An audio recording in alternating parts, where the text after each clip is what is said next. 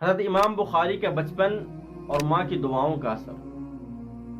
حضرت امام بخاری بچپن ہی میں یتیم ہو گئے تھے۔ آپ کی والدہ نے آپ کی بڑی محنت سے تربیت کی۔ واقعہ یہ ہے کہ جب امام بخاری کے بچپن میں آنکھ چلی گئی تھی، نابینا ہو گئے تھے، تو والدہ کو بہت صدمہ ہوا، اس لیے کہ ایک طرف تو وہ بیوہ تھیں اور دوسری طرف چھوٹے سے بیٹے کو اچانک یہ حادثہ پیش آیا کہ بنا ہی چلی گئی۔ طبیبوں نے علاج کیا، علاج سے عاجز آ گئے، بظاہر کوئی فائدہ بھی نظر نہیں آیا۔ والدہ ماجدہ اپنے یتیم بچے کی اس حالت پر رات دن اللہ تعالیٰ کے سامنے روتی رہتی تھی اور دعا کرتی رہتی، اور بہت زیادہ دعا و صدقات کا اہتمام کرتی تھی۔ حضرت امام بخاری کی والدہ بڑی ہی عبادت گزار اور خدا رسیدہ خاتون تھی۔ ایک رات عشاء کی نماز کے بعد مصلی پر اللہ کے سامنے رونے لگی، دعا کرنے لگی۔ اسی حالت میں انہیں نیند آ گئی۔ خواب میں حضرت امام بخاری کی والدہ کو حضرت ابراہیم علیہ السلام کی زیارت ہوئی۔